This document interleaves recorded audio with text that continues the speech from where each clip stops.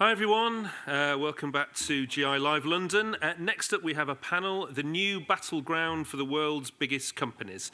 And I'll hand over to your host from Aurora Agency, Paine. Thank you, Jamie. Hello. So welcome everyone. I think it's going to be a really interesting chat that I'm going to have with these three people here with me today. So our agency, Aurora, actually, we specialise in gaming, entertainment and technology.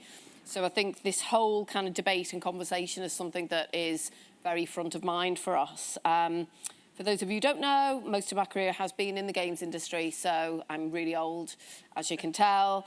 So started at Psygnosis, worked at Atari, and then worked with this young man for a long time at Nintendo. But I've also worked at Universal Pictures as well, so I'm kind of, we kind of look at it through a number of different lenses, really.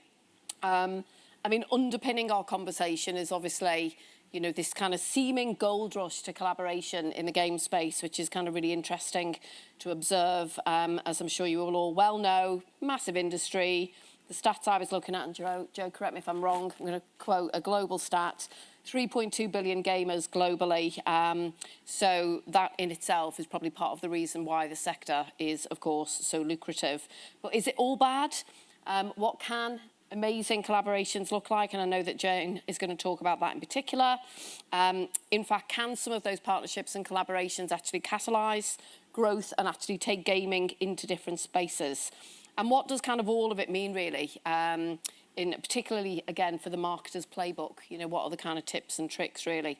So, just to introduce our panel, this lady here definitely needs no introduction. I'm sure that all of you here know that I have with me Dr. Joe Twist, OBE, CEO of Ukie, has been leading that wondrously for the last 10 years. Massive 25-year background in interactive entertainment, technology, education, creative media, youth culture, loads of accolades, sits on loads of boards, and is navigating and leading this kind of brave new world. As mentioned, we have David Yarnton. So, ex-Nintendo Supremo in the UK. Prior to that, was Sales and Marketing Director in Nintendo Australia, and is now here with a different hat on as Partner and Chief Business Development Officer for Kinguin. And then for those of you who don't know who Kinguin is, really interesting business, rapidly growing global entertainment company, which provides customers and retailers with an open games marketplace. And as well as that, developing their own digital products and services. So we'll definitely have lots of interesting thoughts from Mr. Yarnton today. And then last by no means least, we have the delightful Jane Kinnaird, creative strategist and entertainment lead at Meta, who has led lots of collaborations and initiatives with global brands. Massive kind of creative and digital background as a digital creative director, working agency side prior to her obviously massive job now at Meta. So let's kind of jump in. So first question, and I'd kind of love to kind of hear different perspectives really on this. And maybe kind of, Joe, just to start with yourself. I'm going to give you the kind of slam dunk question, really. What is it that is so inspiring and compelling about the games industry that is making it this magnet for all of these other brands? You've got, you know, Animal Crossing and H&M, Pokemon and Balmain, to name literally just a few. I'd love to kind of hear your perspective on that. It's because the world is in those worlds. You know, a lot of the eyeballs that have traditionally, brands have traditionally reached through traditional types of media and channels, you know, we all know they are moving to TikTok, they're moving to games, they're on Twitch, they're on Discord, they're in these other places that, interestingly, when you go to when I go to like a brand-led conference or a advertising world conference, they don't talk about these spaces. So it's where I think they also see that it's where the harder to reach audiences are, who will go in a herd mentality to the next platform that they choose and where their friends are. So frankly, it's because, we have more than 3 billion people who play games regularly. More than half of the UK population plays games regularly. The fastest growing demographic is actually women age 40 and over. We've got the whole of the Indian continent, the whole of the African nations, South and Latin America, all these unexplored audiences and potential reach for these incredible worlds. And simply, you can do anything you like in those places as well, which is really exciting. But I've got lots of potentially critical things that I would say, in my experience, brands have not quite got right. Cool. Well, we'll come on to explore some of those in a moment. And then maybe, I think, to perhaps build on that then, David, kind of, obviously you've been in the industry for a long time. What's your take on it? So trying to show my age now, but if going back 20 years ago, and you look at not just but the evolution of gaming and the fact that if you were 20 years ago and you asked someone about video gaming, there'd be 50% of the population wouldn't know what you're talking about. And however, those people though that were 5, 10 years old, or they're 30, 35, 40, and there's others so they've now got families, so it's become much more accepted among all ages, so to speak. Yep. And some of the statistics I've seen coming through now, and when we're looking at game acceptance in various countries, I think the UK is about 4th, and Japan's number 1, and Korea. But they're saying by 2027, the UK will be number 1 and leapfrog there because of the culture and the way we accept some of these things. So 20 years ago, if it was all linear and people didn't understand it, there wasn't much opportunity necessarily for maybe brands to get so involved, apart from sponsorship type events or things. Yeah. But as the technology developed and evolved and people wanted to say a more realistic sort of feel in what they did, you started getting brands not just being involved as a sponsorship, but getting into the games as well. Yep. And now we move further, if we're looking in the future, which we'll get to soon, probably part of the talk, is what the opportunities are there looking forward. And I think that's the whole part of it, is the evolution of technology and acceptance by people that it is a part of way of life to some extent. And I shouldn't say no one's watching TV, but the generations that are there, the sweet spot for companies, they're online. They're in these areas that they have to go to. Yep. So Jane, of course, I mean, it'd be really kind of interesting to get your perspective on this, obviously, with a lot of the work that you're doing at Meta. You say that, but I listened to Joe speak, and I think that is like a month's worth of my research that just comes out of my mouth in about 3 seconds. It's amazing. I've immersed myself in esports about 2 or 3 years ago, and everything that she just said that's everything I read. We've got more. I know. I think I entirely agree that it is utter madness that most of the brands aren't talking about the spaces that the vast majority of the population are in. But I think one of the main reasons that any kind of gaming platform or environment that people are spending time in is compelling is people are there because it's where they're spending their enjoyment time.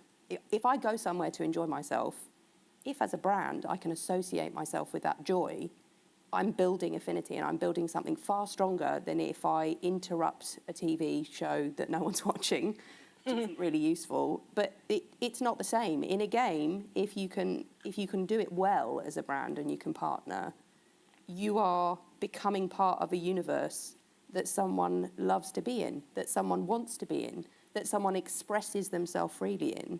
And I think if you can be part of that self-expression and you can facilitate it, you're creating something that is of more value to a user. And I think I've always said that any advertising, because that's my background, should either be entertaining or useful. Actually, in a gaming environment, you can be both at the same time. Yeah. So it's mind-blowing. Jan, do you think that's why brands, like for a long time, associate themselves with, say, sport? Because I like that idea you said about where people are enjoying themselves and having fun, and they've always been there, haven't they, in that space, in that sports space, sponsoring and brands. But that's what it's about, because it's about community, right? And good communities and healthy communities gather around a social object. And we got online communities completely wrong in the 90s by saying that communities were all about like-minded people. It wasn't. Communities are about people of difference who all share this enjoyment, whether it's the sports team or the sport itself or the game. Yeah, community is important. Yeah. And then, Jane, just really, I just think it'd be really quite interesting to perhaps share, your view on, and whether that be stuff that you guys are doing, but equally, are there, before we kind of maybe come on to talk about some of the challenges, just let's kind of look at the other side of the lens first. Is there any stuff that you're doing or other brands are doing that you go, actually, that's super interesting? Because I think that the other big piece in this, of course, is there is this gold rush. Lots of brands are trying to kind of play in the gaming space. There'll be some that are doing it really badly because they don't understand the specificities of gaming and the beauty of the sector. But are there any kind of real exemplars or things that you go, oh, God, that's just amazing? I work predominantly with music labels and artists and film studios. So it would be remiss of me to not say basically any musician on Fortnite is not doing an amazing thing. I mean, it's not them, it's Fortnite that's doing it. But I do think it's been interesting to watch the evolution, even if you just look at Marshmello to Travis Scott to then Ariana Grande, actually the amount of control that was given to Fortnite. I mean, you're giving the creative director of Ariana Grande kind of carte blanche to kind of be her imagination. But that wasn't just a performance in a space, that was being in her brain, or at least her creative director's brain, because I'm not sure her brain made that. But I think for me, where there is trust in the platform or the developers, the experts in their field, of knowing what is exciting in that space, because I have always been a little bit dubious of watching an artist perform in a space, because I don't think it's possible to replicate like a live performance. But to create something completely different that isn't a live performance, that is actually gameplay or an immersive experience, I think that's amazing. I also think where you tie in with an artist where there is perfect alignment. So, what's it called? I can't remember. I've written it down. Watch Dogs, Legion. I can't remember anything names-wise. Their collaboration with Stormzy, I think, was really beautifully aligned, because it's obviously entirely set in London. It's about sort of playing against the system, bucking trends, sort of fighting against the establishment, and he's kind of represented that. So the fact that he was then integrated into the gameplay, I think, was really, really well done. Yeah. And I think it's that cross collision, isn't it? Because in that you're talking about music and gaming coming together, and I think that's where you almost get that amplifying effect of, again, it's bringing like-minded people together around something that they're mutually interested in. Well, not like-minded, people who share that love of that. Exactly. Yeah. And from a meta perspective, is any stuff that is like, well, because I know that you lead a whole bunch of initiatives. I'm going to put you on the spot and just shame you. Is there any kind of stuff that you're like, that you've done that you're particularly proud of? There was one, it's kind of close to the metaverse. It's kind of our bridge to the metaverse. Yep. We created a music video for Mark Ronson and King Princess, where we actually shot the entire video on phones through AR effects that we'd created for the concept of the video. But I think what was interesting, like it's not gaming, but I think what was interesting about that was it gave fans a closer connection to the artists and the process and the creative output, because they could use those filters and they could become part of that process. So I felt like that was a good way of integrating them and immersing them in the experience. I mean, that was my kind of first foray into the immersion that I'm excited to kind of move into. But I mean, I'm kind of more here to learn. Yeah. From people who know more about it. And Joe, maybe from your perspective, are there any kind of, in terms of brands doing stuff with games, are there any examples that you go, they've actually got that spot on? Nope. No? Fine.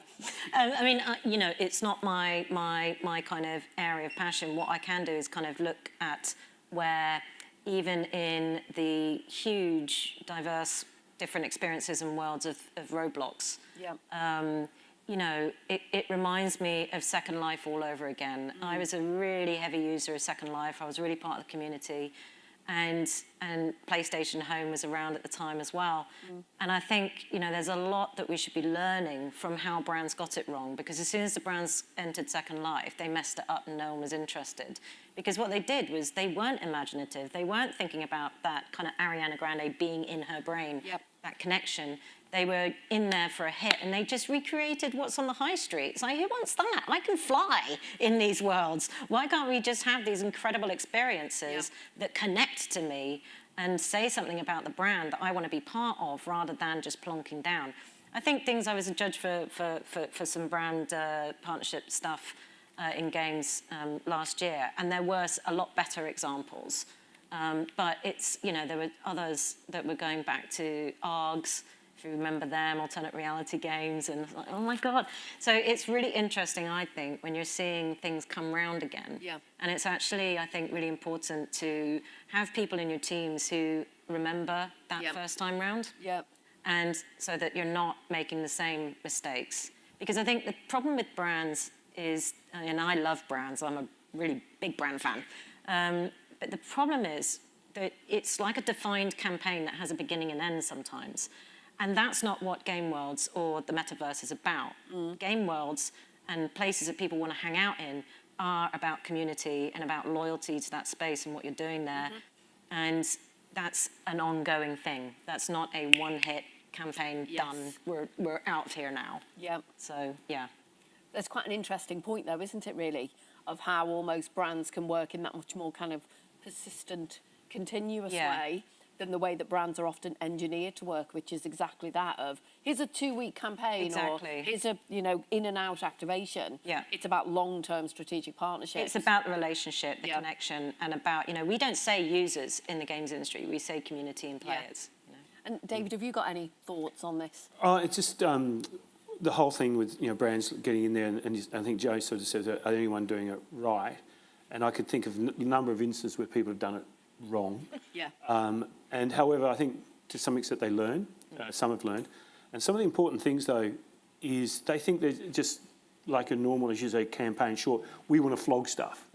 Rather than building up that relationship with the community who talk. And if someone comes in and doesn't talk the right language, doesn't do the right thing, they talk, and you'll actually get negative feedback, and you can actually damage yourself because you haven't done it right. You just think, oh, we'll just transfer this from there into this space, and it's just going to be the same. It's not. You sound exactly like many of my clients. Yeah, let's do that. What, gaming clients? Oh, no, I'm saying don't do that. No, exactly. Don't do that. That's what I'm telling you. Do you know how many conversations I've had as well over the last kind of even last sort of 18 months where people, you do a talk and people will come up to you and it'll be at another event, like a sort of advertising or something, and they'll say, I've never had permission at the company to talk about my passion, which is games. And that still seems to be happening, which is really weird. A lot of agencies have these amazing people who are living these experiences, but they're not given that sort of, you know. There's an old story, and probably told it 100 times. So that's what happens when you get old. You keep telling stories. And then your memory goes and you can't remember. So I have to tell the same story because I keep forgetting the new ones. But and this relates to esports, which I've sort of got a little bit of I say passion or involvement with. And going back to a really big tournament some time ago in Germany, Mercedes started getting involved in esports, and I remember someone from Mercedes, quite high up, talking to another friend, and said, "Why are you in esports?" He said, "Well, we want to be with the audience that's going to be buying in the future," and he said, "We may not be selling cars, right? We might be just selling time." As such. So, you know, driverless cars will be around sooner than people think. And the first people that are going to buy into that are potentially this audience here. Now, the mistake they made is they went in there just as if they were the brand, here Mercedes, here we're going to do it. And they were really cool because they gave a lot of the teams cars to drive. And at one stage, one of the teams, after the tournament, sort of stayed behind, had a few drinks, refreshments. And they went out to get their car and had been clamped. And so they started taking pictures of it and tweeting it and posting it. And they're saying, oh, even Mercedes gets clamped, and making a bit of a joke of it and all this. All of a sudden, Mercedes PR people got onto the ESL and said, you can't do that. You know, that's our car. You can't make fun of our cars and all this sort of stuff. And it turned really negative. And they managed to convince them, no, don't treat it that way. And they said, well, I don't know, we don't trust you.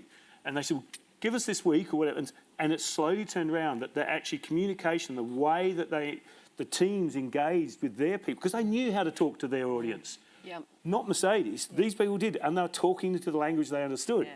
And it turned around. And, you know, fans of Mercedes being in sort of esports and Yeah. DHL, people like that. But the ones that have done it well are speaking the right language, and they don't try and ram it down throats. They build a They relationship. trust the community, and will be happy to take a risk with people taking that whatever it might be and jumping on top of it or turning it into an elephant. You know, that's what we can do. Let's do it. Yeah. They're advocates. They become advocates, and the word of mouth in video games and communities is so strong and so can go so far because we're digital. So it's not just something you do here; it's everywhere. Yeah. Yeah. And Joe, do you maybe have any other tips in terms of with the bugbear brands who are making lots of mistakes, aren't kind of understanding actually, you know, it's been done before? Are there any other kind of things that you would like to see from them? Well, you know, reaching into their own companies and saying, who actually plays games, right? Yep. Who let's elevate you. Yeah. What are your ideas? What do you think we should be doing? Not Yep. what you think we should be doing. Yeah. I think that's one thing. I think that persistence and understanding that community interaction and understanding that a lot of the worlds that we're talking about, particularly as we're casting forward to the metaverse, which has been here, you know, just not connected up yet for 25 years, taking that risk and doing something different that speaks to the community there is really important. And I think, you know, I think ultimately for me, I see the same mistakes being made in terms of how we protect people. Yeah. I do not want to go in rec room and be shouted at by 12-year-olds. Okay, I just don't. It's a really unpleasant experience. And you know, we should be learning the lessons of safety, of, you know, keeping people safe to make the spaces inclusive, opening, welcome, accessible. Mm-hmm. And civility is so important when we're looking at forwards, because that, you know, if you're a brand that actually provides a safe space, that speaks volumes. You know, you're going to get a lot more people being loyal to that brand. Sure. And just out of curiosity, and I know that you could talk about this for a long time, I'm just really, really curious to get your kind of, you know, in terms of, I guess, your role within Ukie and the games industry, what is your point of view on the opportunity around the metaverse? So, it depends how you define it. I think, you know, for me, I look at the next version of the internet. Okay, so Web3, and you know, the actual mainstays that must be put in place, like interoperability, civility, all of those things. Yep. But I think, you know, this persistence, and I'm seeing more and more games come out that are enabling that sort of open world experience or a sandbox experience, looking at the history of creativity. You know, way before Minecraft, but Minecraft to Fortnite to Roblox. This is not to be underestimated. This is going to be absolutely huge. Mm-hmm. People who are creating yet another Second Life need to maybe go into Second Life and learn how Linden Labs have done stuff, especially around in-world economies, because I think that is, again, another kind of mainstay of what we're talking about is the economies, the marketplaces, and the reasons why people want to be in these different worlds, because it's not one metaverse. Indeed. So Joe's not a big fan of Second Life, is that right? I love Second Life. I got a PC PC for my birthday that I can actually play proper games on, and I went back into Second Life after 11 years. All my inventory's still there. I went around as my big blue-bodied, white-haired, tall woman. And maybe just to kind of look at it from the reverse, and David, I'm going to ask you this. Is there anything that games can learn from the brand worlds, particularly if we're thinking about metaverse and physical and digital colliding? Is there anything that if we flip it the other way, because I think we're talking a lot here about what brands can learn, is there anything the other way around? Oh, God. I still think it the other way. I'm sort of being, you know, what brands can learn from games. And I shouldn't say. I think one of the things you look at, actually, interesting enough, I was having a look the other day, and you know, talk about the metaverse and what is it, and you know, and it's still not really defined, I don't think, as to what it's. You know, people have different views, and the acceptance still not 100% there. You know, a lot of people are cynical about it. There's been ups and downs of things. It was interesting enough. I had a quick look, and something like if you look at the top 20 brands that have gone into the metaverse, most of them are fashion brands. Yeah. And I look at it and say, why are they there? And I started thinking about it. And Really expensive ones as that's well. right. Yeah, I can't afford that. It's the Gucci's, it's the Burberry's, all it's the the Nikes, high-end. it's all the high end. Yep. I go, why are they there? And then I started thinking, well, okay, why are they Regent Street? Why did Apple create stores when, they say it's a technology company, they got these stores? And it's all about building these brand values. And they want to sort of be in the places that people may look at aspiration. Yeah. And maybe they can aspire to these brands a little bit easier there. And then in the real world, and look, I think Adidas did a limited edition of something there and sold $20 million worth of product through it, just virtually. Yeah. But people that can maybe not afford it become aspirational in that environment because they can be there. And does it then switch over to the other area? And I think that's maybe some of the things. But I still do think that games are just as good at looking after IP. And that's basically what the brands are doing. It's all about their IP, their brand values. And I think games, the same situation. You get a good piece of IP in games, you look after it. Delilah Games talking about the stuff there, that was fantastic about the respect of that, of franchises like Disney have been around for 90 years. Yep. How they protect it. And I know, having been at Nintendo, the biggest thing we protected was our IP as such. You do anything wrong with Mario, we'll be around there with a sledgehammer, I'll tell you. Yeah. And that was just you and I being told. Yeah, that's right. Japanese colleagues. So I do think these traditional brands, though, have over years they protect their IP. They built it. They've got an image. Because look, this costs the same price probably as a Gucci jumper, but it sells for 10 times the price. Yeah. So they need to protect it, and that's I think games too, not to undervalue themselves. Yeah. And I think just something I'd love to hear your view on, Jane, is almost as a creator in this kind of new well, it's not new, to Joe's point, this space of physical and digital colliding has been happening for a long time. But what is it specifically for you as a creator, as a creative technologist? What is it that you love about this space?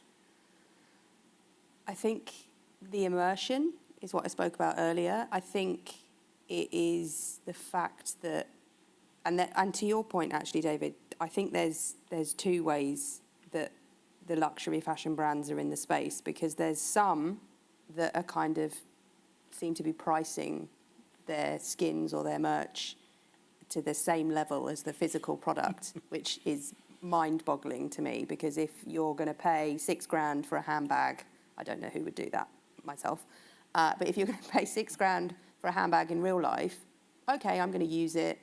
It's going to have longevity, cost per use. I can work that out. I usually work that out for things like bicycle helmets. Cost per wear. Yeah, but in a game environment, I can't have the value the same attributed, and I do understand, because I've got it forever, and it's not going to. Well, you don't. Well, not always, but it's not going to be damaged.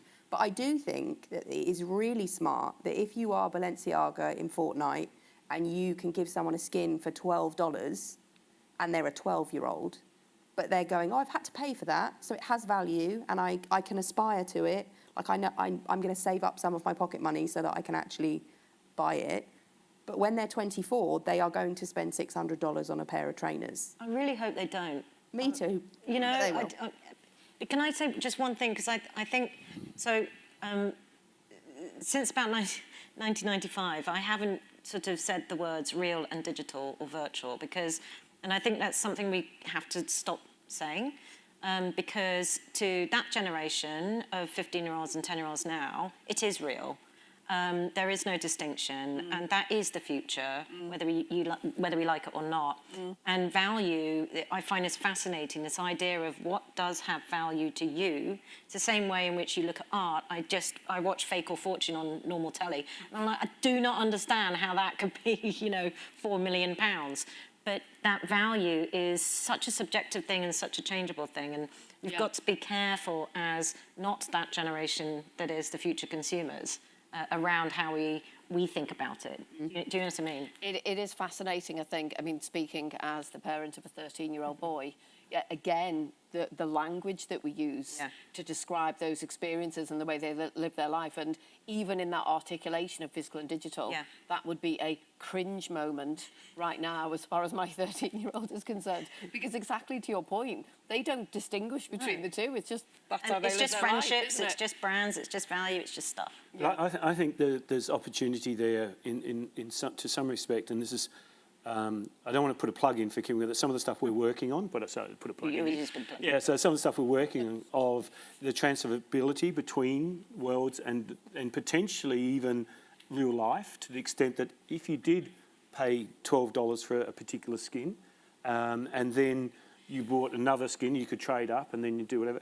And then maybe that you could then go to Gucci and transfer your digital asset into a real thing because you paid it, maybe.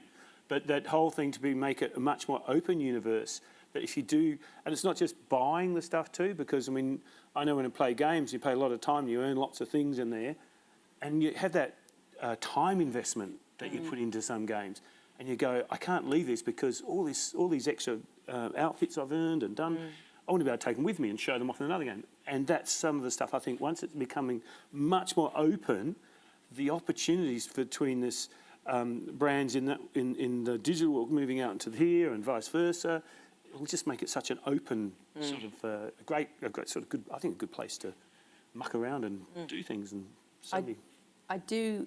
It is very interesting as well listening, because I, as I said, I am here to learn. When I'm listening to you, I am sort of thinking to myself, well, I've spent ages playing my son's Mario Odyssey because I want the astronaut skin. He doesn't want it, so he's not going to spend the coins that he earns on it. So he goes to bed, I play his game, just so I can get the coins, so I can get the astronaut skin. And it's because I think it's cool, but he doesn't. You know, and I think it's about thinking about use case. In the early days of the internet, it was really important to understand why people should go into this space. And for a while, there was no reason, you know, because there were hardly any things to do, hardly anything to do. And so that motivation, because I, for a long time, wanted that incredible red dress that I bought in Second Life, because I spent a shit ton of money in Second Life, and I wanted it. But what was I going to use it for? I can't wear it. I can't take it anywhere. What am I going to do? Put it in some sort of like Pinterest or something? I don't know. I couldn't find it. But, you know, it's about the use case. Like, why would I? Imagine if you could, though. Imagine if I could. And I was gutted that I couldn't find it in my inventory. But, you know, it is about what do I use it for? And I think it is that exchange, that monetization. You look at, you know, real world things like, what's that, Doobop or whatever it's called, or Depop. Depop, yep. You know, that generation as well is kind of... Who are doing a collaboration with The Sims. Ah, you see, perfect. So there you go. I genuinely want to get to a point, though, where I can buy a skin or I can buy an item that I have in my digital virtual environment, and it gives me the CAD file that allows me to 3D print it. Yep. So I can just have key rings. We did that. You know, that is possible, and that used to happen, and then, like, it's just not scalable. You know, well, it wasn't scalable 15 years ago. It could be now, but... But that's the great thing about technology, isn't it? Yeah, absolutely. Anything's possible. So just to kind of close and build on this optimism, everything is possible.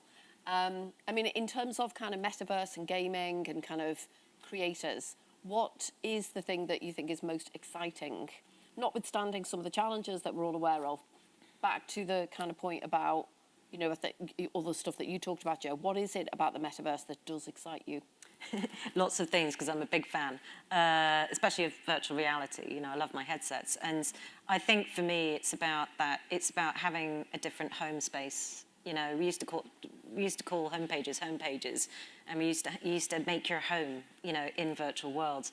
And that is really what this next generation of teenagers in Roblox is doing. You know, they're making a game in their world. They're making these experiences, which is an expression of themselves. And actually, for the ability for them to actually earn money through that to me is exciting. Second Life is all about, you know, they had their own scripting language and in-game economy.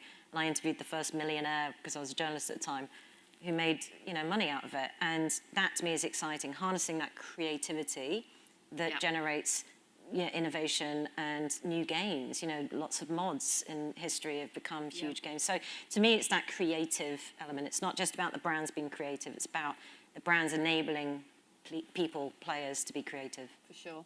And Jane, what do you think? What's exciting you? It's kind of similar because it's the new generation of creators who have grown up playing in these worlds and living in these worlds and understand them better than anyone in a marketing team or in a creative team at a platform.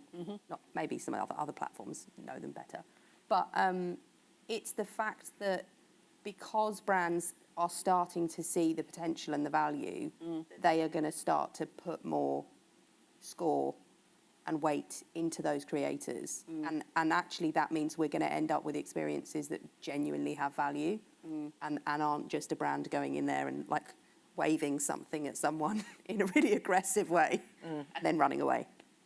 Cool.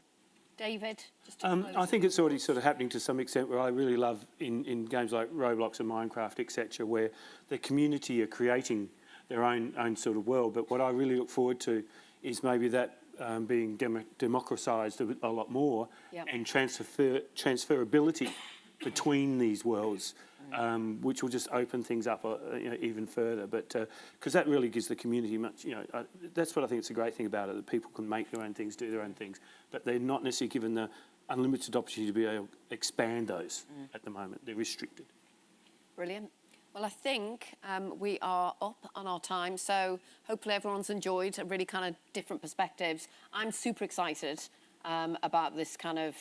I was calling it the Brave New World, but it's not really. It's kind of just an evolution of the worlds that we've been in for a long time. But for me personally, it is that bit of it being a platform for experimentation and creative expression, which are the really key things for me. So thank you so much to my wonderful panellists, and thank you for having us today. Thank you. Thank you. Thank you, Dawn. That was fantastic. A really fascinating talk there. Thanks to our panel. We're now going to have a short networking break for around 45 minutes. Roundtable Room 5 now has a session with Ben Robinson from Idea Xbox. If you want to take part in that, that's in Room 5 right now. We'll be back at 4 p.m. in here with a live Q&A featuring Valve over on the west coast of the US, discussing Steam and the Steam Deck with me here. So hopefully see you then. Thank you.